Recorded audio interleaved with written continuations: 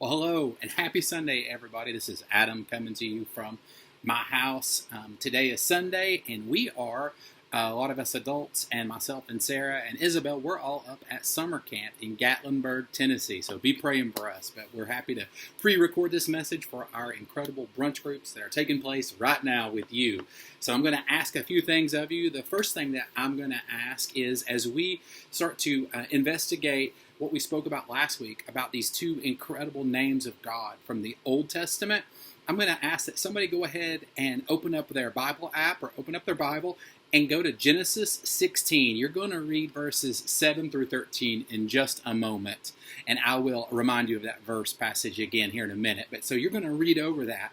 We're going to read about this incredible passage where Hagar names God, gives him one of his names as El Roi, the God who sees. So I'd like for you to take a moment, read this incredible passage about a God that sees us.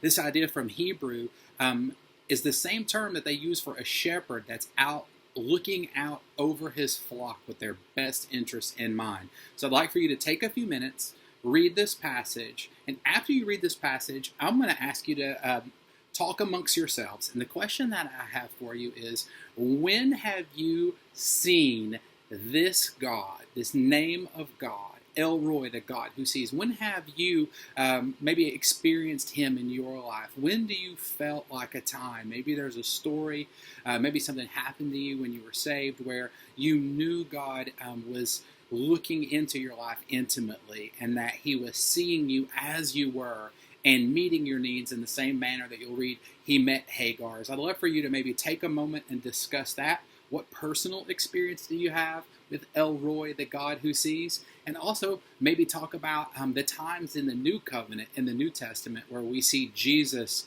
intimately seeing, where he's actually being El Roi to someone who he encounters. Maybe it's a disciple or a Bible hero, but I'd like for you to discuss that. And maybe there's even a verse from the epistles that reminds you that this God that's named in the Old Testament is still alive and is still at work even now.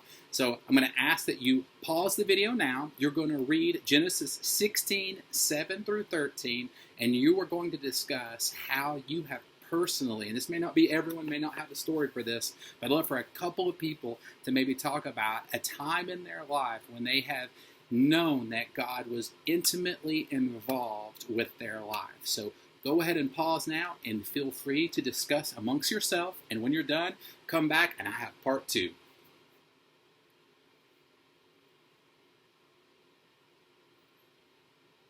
All right, you're back.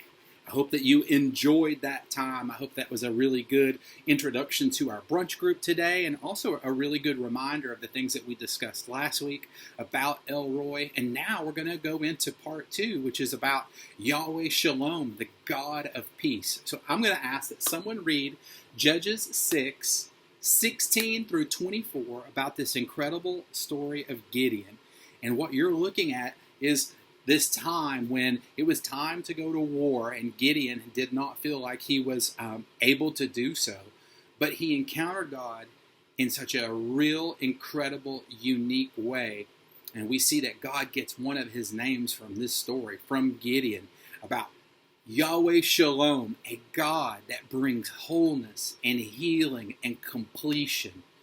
And so I want you to read that. And then the question for you, part 1 is, when have you seen Yahweh Shalom, the God of peace, at work in your life personally? I'd love for a couple people to tell a story about a time when they have seen God give supernatural peace, peace that should not have been there, but it was there, and you know it was God. I'd love to hear some personal testimonies that you have encountered over all your years, and maybe it was something recent, maybe something from a long time ago, where you know the God of peace was at work. And so you're going to do that. I want you to discuss that. I want that to be one of the last things that we do.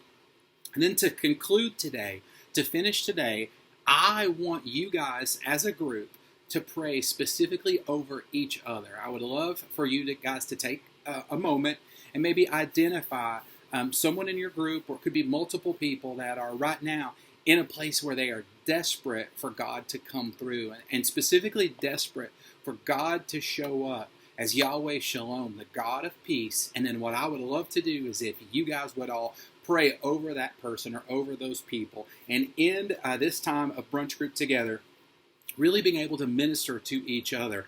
I think something unique happens when we come together and we share, like we're doing today, our personal testimonies of a God that sees us and cares, and a God that comes through when we're desperate for Him. And then we take that information and we take that excitement and then we pray for each other. So if you would, take a few minutes, discuss Judges 6:16 through 24, talk about Yahweh Shalom, and then what we want to do is make time today for you guys to pray over people that need God to show up today as Yahweh Shalom. So that's it. No more pausing. Just wanted to go ahead and leave you guys with that, and I hope you have a great rest of your group. See you next week.